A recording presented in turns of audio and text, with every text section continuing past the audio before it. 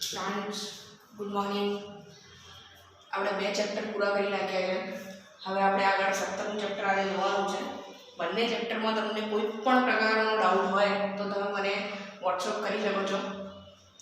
હવે આપણે 17મું ચેપ્ટર આજે ચલાવવાનું છે. 17મા ચેપ્ટરમાં શું રહે છે કે આર્થિક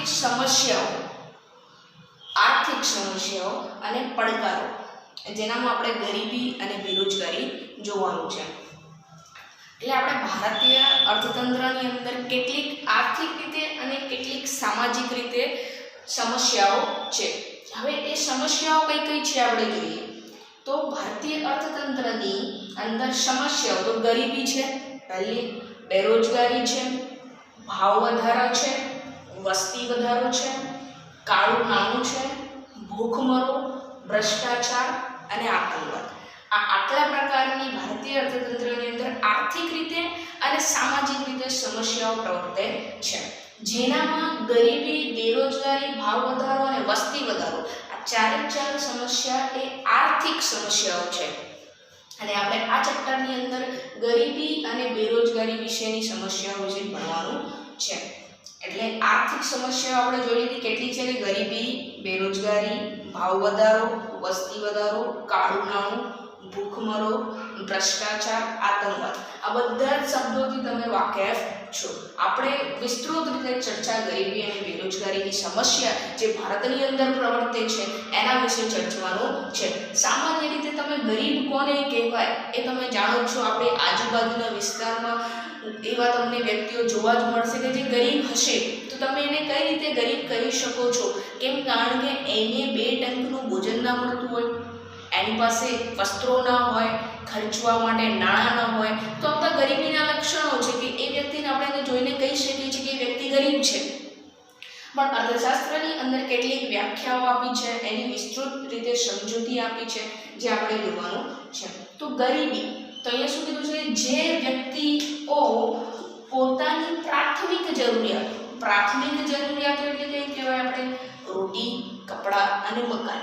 એટલે કે જે વ્યક્તિઓ પોતાની પ્રાથમિક જરૂરિયાતો પણ સંતોષી ન શકે, વંચિત રહી જાય, એટલે કે આપણી જરૂરિયાતોને સંતોષવા ના મળે હોય, બીજો શબ્દ આપણે વાપરી શકીએ, વંચિત રહી જાય તો તેને આપણે ગરીબ કહીશું. એટલે પ્રાથમિક જરૂરિયાતો એને ખાવા માટે 2 ટંકનું ભોજન ના મળતું હોય, વસ્ત્રો પહેરવા માટે ના મળતા હોય, રહેઠાણ રહેવા માટે ઘર ના મળતું હોય, ઝૂંપડપટ્ટી જેવા વિસ્તારમાં તેને વસવાટ કરવો પડતો હોય, એટલે આપણે કહી શકીએ છીએ કે એ વ્યક્તિ ગરીબ કહેવાય. એટલે પ્રાથમિક જરૂરિયાતો પોતાની ના સંતોષી શકતો હોય તો એને આપણે ગરીબ કહીશું અને આવા સમૂહને આપણે ગરીબી કહીશું. હવે બીજી વ્યાખ્યા પણ છે એની કે જે વ્યક્તિ રોજના ₹30 જેટલા, કેટલા રૂપિયા કીધા છે અહીંયા?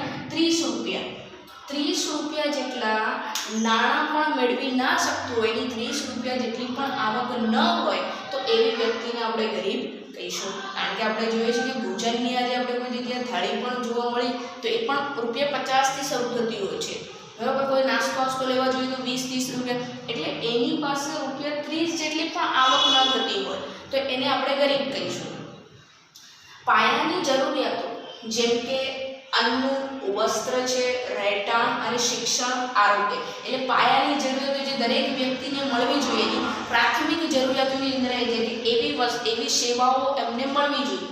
હવે અન્ન છે, અનાજ એને મળવું જોઈએ, વસ્ત્ર છે એટલે એને કપડાં મળવા જોઈએ, રહેઠાણ આપણે જોઈએ છીએ કે રહેઠાણ માટે એને ઘર જોઈએ, એક ઓરડાવાળો કોઈ પણ એવો નાનો એને રહેવા માટે રહેઠાણ મળવું જોઈએ, ઘર મળવું જોઈએ.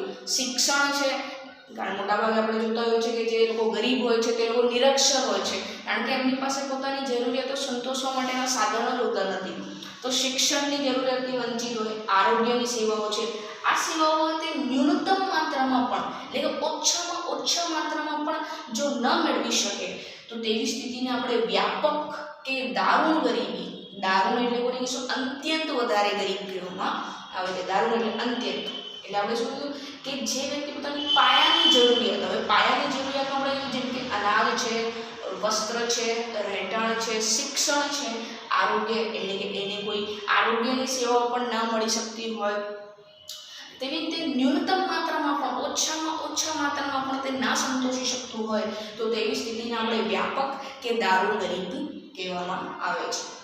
હવે આવા સમાજની વ્યક્તિને આપણે શું કહીશું? ગરીબ. અને ગરીબીનો ખ્યાલ કેવો છે?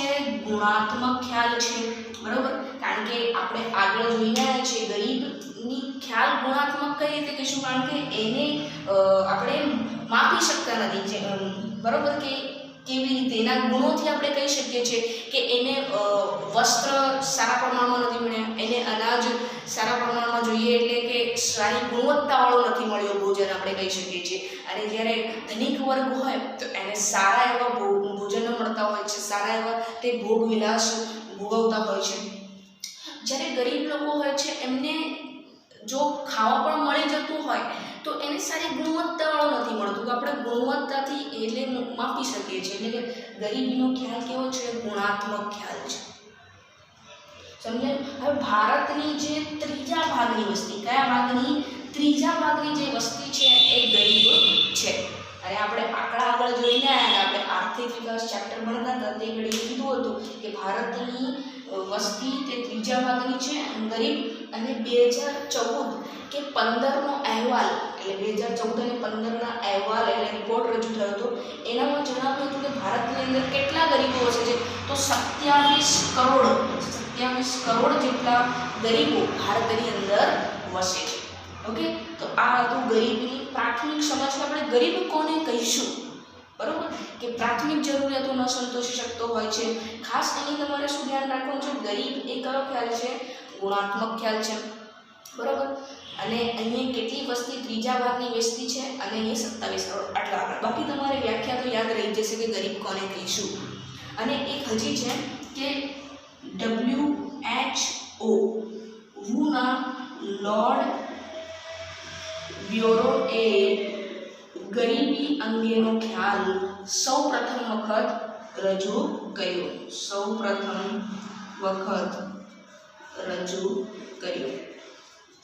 ઓકે, એટલે કોણે રજૂ કર્યું છે? લોર્ડ બ્યુરોએ રજૂ કર્યું છે. WHO એણે ગરીબીનો ખ્યાલ સૌપ્રથમ વખત રજૂ કર્યો હતો. ઓકે, તો આ તરીકે આપણે ફરી એકવાર જોયું છે કે આર્થિક સમસ્યાઓ જે પ્રવર્તે છે એનામાંથી મુખ્ય આપણે ગરીબી અને બેરોજગારીનો અભ્યાસ કરવાનો છે. અને ઘણી બધી સમસ્યાઓ આર્થિક અને સામાજિક રીતે છે. મુખ્યત્વે અર્થતંત્રની અંદર પ્રવર્તી 4 જે આર્થિક સમસ્યાઓ છે: ગરીબી, બેરોજગારી, ભાવ વધારો અને વસ્તી વધારો. જેમાં ગરીબીનું આપણે ભણી રહ્યા છીએ કે પ્રાથમિક જરૂરિયાતો ન સંતોષી શકે, તેને 30 રૂપિયા નાણાં રોજના ન મેળવી શકતો હોય, પાયાની જે જરૂરિયાતો છે તે ન્યૂનતમ એટલે ઓછામાં ઓછા પ્રમાણમાં પણ ના મેળવી શકતો હોય, તેને આપણે વ્યાપક કે દારૂણ અત્યંત ગરીબ કહીશું. આવા સમાજની વ્યક્તિને ગરીબ કહીશું. અને ખ્યાલ કેવો છે આનો? ગુણાત્મક ખ્યાલ છે.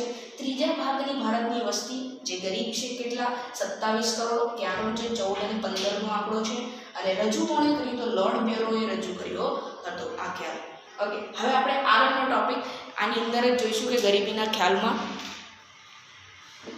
તો હવે આપણે જોઈશું ગરીબી રેખા નીચે જીવતા લોકોના લક્ષણો, બરાબર. એની પહેલા આપણે અહીંયા BPL એટલે બિલો પોવર્ટી લાઇન, એટલે આપણે ગરીબી રેખાની નીચે આવતા લોકો, એને આપણે BPL અંતર્ગત આવતા લોકો કહીશું. એટલે અહીંયા લક્ષણો છે કે જે વ્યક્તિને 2 ટંક પૂરતું ભોજન પણ ન મળે.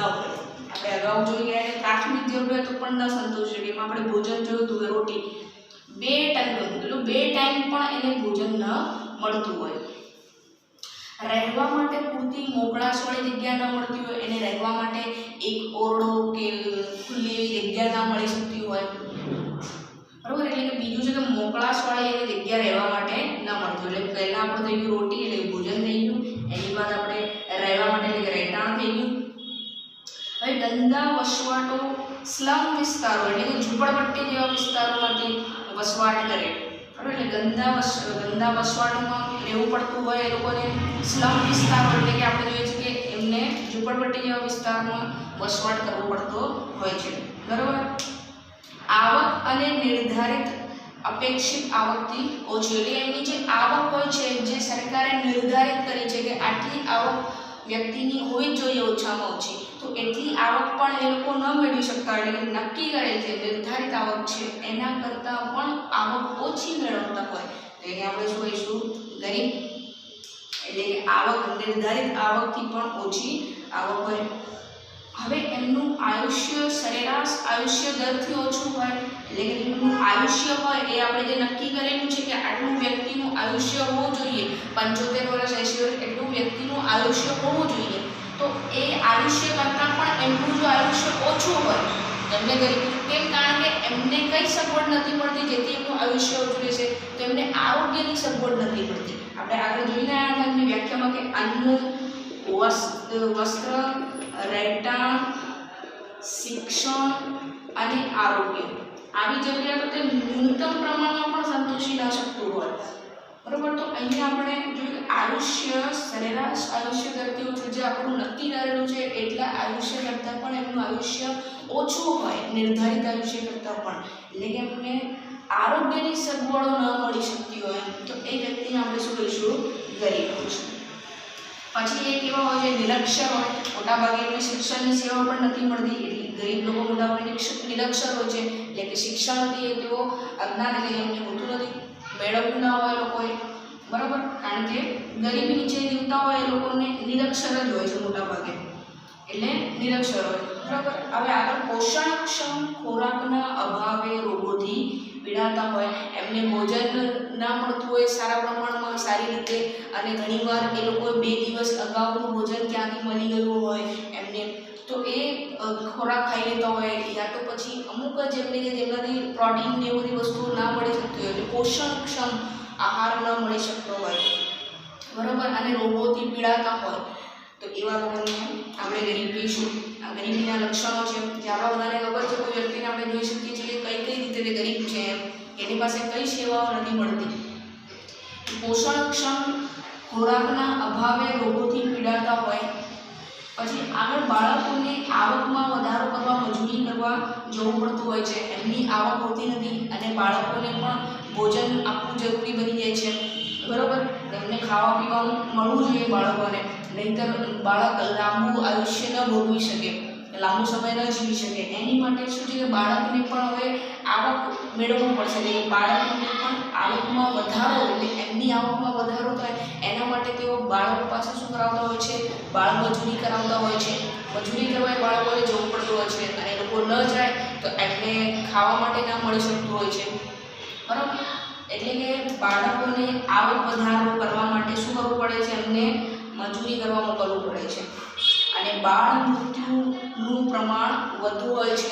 કેમ? કારણ કે એવા લોકોને શિક્ષણ આરોગ્યની સગવડ નથી મળી શકતી, ભોજન એમને ના મળી શકતું હોય, પોષણક્ષમ આહાર ન મળી શકતો હોય, તો પછી બાળકનું જીવી ના શકે તે લાંબુ સમય, એટલે બાળ મૃત્યુનું પ્રમાણ પણ વધુ હોય છે.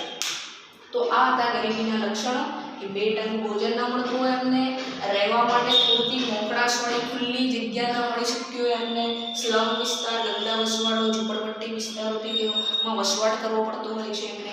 આવક નિર્ધારિત અપેક્ષિત આવક, એટલે એમની આવક જેટલી આપણે નક્કી કરેલી છે સરકારે એટલી આવક કરતાં પણ ઓછી આવક હોય તો નિર્ધારિત આવક કરતાં પણ ઓછી, તો એને આપણે શું કહીશું? ગરીબ કહીશું. એમનું આયુષ્ય સરેરાશ આયુષ્ય દર ઓછું હોય. કેમ? આપણે આયુષ્ય દર એમનું ઓછું હોય તો એમને આરોગ્યની સગવડ ન મળી હોય. એક આરોગ્યની સગવડ ન મળતા કેટલા બધા પરિબળો જવાબદાર બની જાય છે એની પાછળ. કે આપણે જોઈએ છે કે એમનું આયુષ્ય, બરાબર, એમનું આપણે જોયું કે પોષણક્ષમ ખોરાક ન મળ્યો એમને, તો આપણે જોયું કે એમને બાળ મૃત્યુ દરનું પ્રમાણ, પછી બાળ મજૂરીનો પ્રશ્ન, એટલે કે એક આરોગ્ય છે એની સગવડ પણ ન મળી શકતી હોય એની પાછળ આપણે જોઈ શકીએ છીએ કેટલા બધા એમને પછી સમસ્યાઓ ભોગવવી પડે છે. ઓકે. તો આ હતા ગરીબીના લક્ષણો. હવે આપણે આગળ જવાનું જીવન ધોરણ ઊંચું લાવવાના પ્રયાસો. ગરીબી લોકોની સંખ્યા વધતી જશે તો આપણું જે જીવન ધોરણ છે, જે આપણે જીવન ધોરણની અંદર સમાવેશ થતી બાબતો આપણે જોઈ ગયા કે શિક્ષણ, આરોગ્ય, આ બધી સેવાઓ છે, તો એ આપણું જે જીવન ધોરણ છે લોકોનું એ ઊંચું લાવવા માટે પ્રયાસો કરવા પડશે. જો ગરીબ લોકો વધારે હશે તો આપણું જીવન ધોરણ નીચું હશે, અને આપણું જીવન ધોરણ ઉપર લાવવા માટે આપણે શું કરવું પડશે કે આ જે સમસ્યા પ્રવૃત્તિ રહી છે આર્થિક, એને દૂર કરવી પડશે પહેલાં. તો જોઈએ આપણે જીવન ધોરણ ઊંચું લાવવા માટે પ્રયાસોની અંદર 2 મુદ્દા છે કે ગ્રામીણ ક્ષેત્રે શહેરી વિસ્તારોમાં ગરીબી રેખાની નીચે જીવતા કુટુંબોને, શું કહે છે કે શહેરી હોય કે ગ્રામીણ ક્ષેત્ર, બંને ક્ષેત્રે એવા લોકો જે ગરીબી રેખાથી નીચે બિલો પુઅર્ટી લાઇન, બરોબર, ગરીબી રેખાની નીચે જીવતા કુટુંબોને શું કહેવામાં આવે છે? અંત્યોદય કુટુંબો અથવા તો ગરીબી રેખા નીચે જીવતા કુટુંબો કહેવામાં આવે છે. હવે આવા કુટુંબો માટે રેશન કાર્ડની વ્યવસ્થા કરવામાં આવે છે, એટલે કે વ્યાજબી ભાવની દુકાનો હોય છે. આપણે જોઈએ છીએ અત્યારે કે એવા લોકો કે જેમને ભોજન ના મળી શકતું હોય યા ગરીબી રેખા નીચે આવતા હોય છે, તો એવા લોકો માટે સરકારે શું બહાર કે રેશન કાર્ડ આપવામાં આવે છે એવા લોકોને, અને એમને દર મહિને અનાજની સગવડ પૂરી પાડવામાં આવે છે. આપણે જોઈએ છીએ કે અમને 5 કુટુંબ હોય, એટલે 5 વ્યક્તિઓ દીઠ એક કુટુંબ હોય, તો એમાં આપણે જોઈએ છીએ કે એમને કેટલી આપણે એમને જોઈએ તો 20 કિલો 35 કિલો જેટલા ઘઉં આપવામાં આવે છે, ચોખા આપવામાં આવે છે, દાળ છે, કેરોસીન છે, આવી જે અનાજ જેવી વસ્તુ જે આપવામાં આવે છે અને તે વ્યાજબી ભાવે. આપણે જોઈએ છીએ કે ઘઉં લેવા જઈએ તો ત્યાં ઘઉં માત્ર ₹2 કેટલા ₹2 કિલોના ભાવે ત્યાં આપણને ઘઉં મળી રહે છે, બરોબર, અને ₹3 કિલો કેટલા મળે છે આપણને? ચોખા મળી રહે છે ત્યાં. એટલે આપણે જોઈએ કે ખૂબ જ સસ્તા, અને આપણે માર્કેટમાં લેવા જઈએ તો આપણને ₹2 ને ₹3 મળતા હોય છે. આપણે જોઈએ સ્ટાર્ટિંગ જ 35, 40, 45 કિલો થતી હોય છે, બરાબર, અને આપણે 20 કિલો જેટલા ઘઉં લેવા જઈએ તો કેટલા બધા નાણાં ખર્ચવા પડતા હોય છે, જ્યારે આમની પાસે એટલી આવક હોતી નથી. એટલે સરકારે શું કર્યું છે? વ્યાજબી ભાવની દુકાનો કે જ્યાં એમને ખૂબ જ સસ્તા દરે અનાજની સગવડો, એટલે અનાજ પૂરતા પ્રમાણમાં મળી શકે, બરાબર. આપણને આગળ આવશે ચેપ્ટરની અંદર કે કઈ રીતે કેટલું અનાજ આપવામાં આવે છે, કેટલા પ્રમાણમાં આપવામાં આવે છે, બરાબર, અને શું ભાવ હોય છે એના. ઓકે, તો સરકારે આવા લોકો માટે શું કર્યું છે? રેશન કાર્ડની સગવડ આપી છે. કેમ? કારણ કે લોકોનું જીવન ધોરણ ઊંચું લાવવા માટે. ચલો, આ હતા ગરીબના લક્ષણો અને તેના જીવન ધોરણ ઊંચું લાવવા માટે કયા પ્રયાસો કરવામાં આવ્યા છે એની ચર્ચા કરી છે. ઓકે, હવે આપણે જોઈશું ગરીબીનો ખ્યાલ. તો હવે આપણે ગરીબીનું માપન જોવાનું છે, બરાબર, કે ગરીબીનું માપન આપણે કઈ રીતે કરી શકીએ. તો ગરીબીનું માપન કરવા માટે બે, એક સાપેક્ષ ગરીબી અને બીજો નિરપેક્ષ, એટલે સાપેક્ષ ગરીબીનો ખ્યાલ અને નિરપેક્ષ ગરીબીનો ખ્યાલ. હવે સાપેક્ષ ગરીબી આપણે કોને કહીશું અને નિરપેક્ષ ગરીબી કોને કહીશું? તો આપણે એક વાત આ સમજતા પહેલા એક આપણે ખાલી જોઈ લઈએ કે સાપેક્ષ ગરીબી એ વિકસિત દેશો અપનાવતી હોય છે, એ વિકસિત દેશો સાથે જોડાયેલો ખ્યાલ છે સાપેક્ષ ગરીબી. જ્યારે નિરપેક્ષ ગરીબી એ કોના સાથે જોડાયેલો ખ્યાલ છે? વિકાસશીલ દેશો સાથે જોડાયેલો ખ્યાલ છે, બરાબર. એટલે સાપેક્ષ ગરીબી એટલે આપણે વિકસિત દેશોમાં જોઈએ છીએ કે ગરીબ વધારે પ્રમાણમાં હોતા નથી. કેમ? કારણ કે ત્યાં આવકની જે વહેંચણી છે તે ઓછા પ્રમાણમાં અસમાન રીતે થઈ ગયું છે. જ્યારે આપણે વિકાસશીલ એટલે ભારત જેવો દેશ છે જ્યાં આવકની અસમાન વહેંચણી વધારે જોવા મળે છે, અને જે એના પછી જે અલ્પ વિકસિત દેશ આવે છે એની અંદર ગરીબીનો ખ્યાલ, જે ગરીબી છે એ તો અત્યંત વધારે પ્રમાણમાં જોવા મળે છે, બરાબર. એટલે આપણે તો અત્યારે જોવાનું છે કે વિકસિત દેશોમાં અને વિકાસશીલ દેશોમાં, એટલે સાપેક્ષ ગરીબી એ વિકસિત દેશો સાથે જોડાયેલો છે અને નિરપેક્ષ ગરીબી વિકાસશીલ દેશો સાથે જોડાયેલો છે. એટલે વિકસિત દેશ અમેરિકા છે, જાપાન છે, એવા દેશો જો ગરીબીનું માપન કરવાનું હોય તો સાપેક્ષ ખ્યાલ અપનાવતા હોય છે, અને ભારત જેવો દેશ છે તે નિરપેક્ષ ગરીબીનો ખ્યાલ અપનાવે છે. તો હવે આપણે જોઈએ એનું કારણ આપણે જોયું કે કેમ એ રીતે, કારણ કે અહીંયા આવકની વહેંચણી અસમાનતા ઓછા પ્રમાણમાં જોવા મળે છે અને અહીંયા વધુ પ્રમાણમાં જોવા મળે છે, બરોબર. એ તેનું કારણ છે. હવે આપણે જોઈએ કે વ્યાખ્યા જોઈએ કે શું કહે છે સાપેક્ષ ગરીબી અને નિરપેક્ષ ગરીબી. તો સમાજના જુદી જુદી આવક ધરાવતા વર્ગોમાંથી, એટલે સમાજની અને દેશની અંદર જે જુદી જુદી આવક ધરાવે છે એવા વર્ગોમાંથી જો કોઈ જૂથ એટલે કોઈ એક વર્ગ અન્ય કરતાં ઓછી આવક ધરાવે કે ઓછી આવક મેળવતો હોય તો તેને આપણે સાપેક્ષ ગરીબી કહીશું. આપણે ઉદાહરણ દ્વારા બહુ સરળતાથી સમજી શકીશું, પણ વ્યાખ્યા જુઓ કે સમાજનો જુદી જુદી આવક ધરાવતા વર્ગો છે, સમાજની અંદર અલગ અલગ આવક ધરાવતા વર્ગો છે, એમાંથી જો કોઈ એક એવો જૂથ છે કે કોઈ એક એવો વ્યક્તિનું જૂથ છે જેની આવક ઓછી હોય અન્ય કરતાં, બરાબર, તો એને આપણે સાપેક્ષ ગરીબી કહીશું. અને નિરપેક્ષ ગરીબીમાં શું કરીએ? સમાજના લોકો અનાજ, કઠોળ, દૂધ, શાકભાજી, કપડાં આવી પ્રાથમિક જરૂરિયાતો લઘુત્તમ બજાર ભાવે પણ એટલે બજારની અંદર જે લઘુત્તમ ભાવ છે, ન્યૂનતમ ભાવ છે એ ભાવે પણ જો ખરીદી ના શકતા હોય, ના પ્રાપ્ત કરી શકતા હોય તો તેને આપણે નિરપેક્ષ રીતે ગરીબ છે એમ કહેવાય. બરોબર. એટલે કેવા કે પ્રાથમિક જરૂરિયાતોની વાત આવી ગઈ. તમે લખી શકો છો સીધું કે સમાજના લોકો પ્રાથમિક જરૂરિયાતો લઘુત્તમ બજાર ભાવે પણ ન મેળવી શકે તો તેને આપણે નિરપેક્ષ ગરીબીનો ખ્યાલ કહીશું. અને અહીંયા શું છે કે વર્ગોની તુલનામાં અન્ય વર્ગ કરતાં જો કોઈ એક વર્ગની આવક ઓછી હોય તો એની સાપેક્ષમાં કોઈ એક વર્ગની આવક ઓછી હોય તો એને આપણે સાપેક્ષ ગરીબીનો ખ્યાલ કહીશું. હવે આપણે જોઈએ કે જેમ કે વર્ગો સાપેક્ષ ગરીબીનું ઉદાહરણ સમજીએ કે વર્ગો A, B અને C આમ ત્રણ છે. તો જે એ વ્યક્તિ છે એ વ્યક્તિની માસિક રૂપિયા 15,000 આવક છે. માસિક આ કેટલા આંકડા લખીને માસિકમાં આંકડા લઈએ એટલે માસિક 15,000. બી વ્યક્તિ છે એની 30,000 છે અને સી વ્યક્તિ છે એની 45,000 માસિક આવક છે. બરાબર. મહિનાની આવક છે. તો હવે જે અહીંયા સૌથી ઓછો આંકડો એટલે સૌથી ઓછી આવક જોઈએ તો એ વ્યક્તિની કેટલી છે 15,000. જ્યારે બી અને સી ની વધારે છે ઓની એ ની સરખામણીમાં બી વ્યક્તિ અને સી વ્યક્તિની આવક વધારે છે. આની ઓછી છે, આની સાપેક્ષ છે અને આ બંનેની વધુ છે. બરોબર. તો આ એકબીજાની સાપેક્ષમાં ઓછી છે. આની ખરેખર 15,000 રૂપિયા કમાવતો વ્યક્તિ ગરીબ ના કહેવાય. માત્ર બીજાની તુલનામાં તે વ્યક્તિ ગરીબ છે. સમજાયું? અહીંયા ખરેખર 15,000 કમાવનાર વ્યક્તિ ગરીબ નથી. અન્યની તુલના એટલે બી વ્યક્તિ અને સી વ્યક્તિની સાપેક્ષે એ વ્યક્તિ ગરીબ છે. બરોબર. અને સી વ્યક્તિ જે 45,000 રૂપિયા મહિનાના કમાવે છે તો એની સાપેક્ષમાં એ વ્યક્તિ અને બી વ્યક્તિ ગરીબ છે. બરોબર. અને બી વ્યક્તિ આપણે જોઈએ કે બી વ્યક્તિ 30,000 રૂપિયા આવક મેળવે છે. બરોબર. તો એ સી ની સાપેક્ષમાં ગરીબ છે જ્યારે એ ની સાપેક્ષમાં ગરીબ કહેવાય રહે છે. ઓકે. એટલે સમજાયું કે જુદી જુદી આવક ધરાવતા વર્ગો છે એકબીજાની સાપેક્ષમાં જો કોઈ વ્યક્તિ ગરીબ હોય તો તેને આપણે સાપેક્ષ રીતે ગરીબ છે તેમ કહીશું. ખરેખર ગરીબ છે તેમ ન કહીશું. એટલે આવો જે ખ્યાલ છે તે આપણે વિકસિત દેશોની અંદર જોવા મળે છે. આપણે નિરપેક્ષ ગરીબીનું ઉદાહરણ જોઈએ કે કોઈ એક વ્યક્તિ છે મતલબ કે એ વ્યક્તિ જોઈએ, બી વ્યક્તિ છે અને સી વ્યક્તિ. હવે એ વ્યક્તિની માસિક આવક કેટલી કીધી છે 2,000 રૂપિયા. બી વ્યક્તિની માસિક આવક કેટલી કીધી છે 2,500 રૂપિયા અને સી વ્યક્તિની આવક કેટલી કીધી છે 3,000.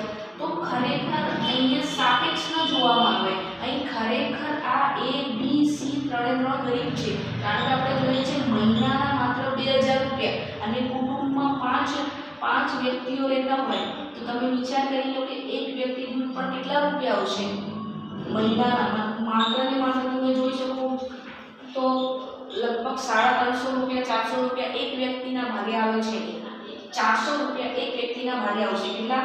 400 રૂપિયા. 2,000 આવતો તો વિચાર કરી લો 400 રૂપિયા તો માત્ર દિવસના 10 રૂપિયા બચી શકે. એક વ્યક્તિ પાછળ ભોજન છે અને તમે સેવાઓ જુઓ તો એક વ્યક્તિને ઓછામાં ઓછા દિવસના 100 રૂપિયા જેટલી આવક તો જોઈએ જ. બરોબર. તો જ એ વ્યક્તિ પોતાની જે પ્રાથમિક જરૂરિયાતો છે, બે ટાઈમનું ભોજન છે, વસ્તુ છે, બધું સંતોષી શકે. એટલે તમે અહીં જોઈ શકો છો કે 2,000 છે, 2,500 છે, 3,000 છે. આ ત્રણે ત્રણ વ્યક્તિઓ ખરેખર ગરીબ છે. બરોબર. કારણ કે એમની આવક ખૂબ ઓછા પ્રમાણમાં છે. એટલે કે નિરપેક્ષ ગરીબીનો ખ્યાલ અહીંયા જોવા મળે છે આપણને, જ્યારે અહીંયા સાપેક્ષમાં હતું. ઓકે. ફરી એકવાર જોઈએ ગરીબીનું માપન બે પદ્ધતિએ થાય છે, સાપેક્ષ રીતે ગરીબી અને નિરપેક્ષ રીતે ગરીબી. સાપેક્ષનો ખ્યાલ આપણે જોઈએ વિકસિત દેશોમાં અને નિરપેક્ષનો ખ્યાલ આપણે જોઈએ વિકાસશીલ દેશોમાં જોવા મળે છે. શા માટે? તો કારણ કે આપણે જોઈએ કે વિકસિત દેશોની અંદર જે આવકની અને સંપત્તિની જે વહેંચણી થયેલી છે તેનામાં અસમાનતા ઓછા પ્રમાણમાં જોવા મળે છે. એટલા માટે ગરીબોની સંખ્યા ઓછી છે. જ્યારે અહીંયા નિરપેક્ષ એટલે વિકાસશીલ દેશ એટલે ભારતની અંદર આવક અને સંપત્તિની વહેંચણીની અસમાનતા વધુ પ્રમાણમાં જોવા મળે છે. એટલા માટે અહીંયા નિરપેક્ષ એટલે ગરીબીની સંખ્યા આપણને વધારે જોવા મળે છે. સાપેક્ષમાં ગરીબ છે ત્યાં ખરેખર ગરીબ છે, પ્રાથમિક જરૂરિયાતો સંતોષવા નથી પણ એટલે આપણે ઉદાહરણ આપ્યું. તમે કોઠા દ્વારા પણ આને વ્યવસ્થિત સમજાવી શકો છો એક્ઝામમાં. ઓકે.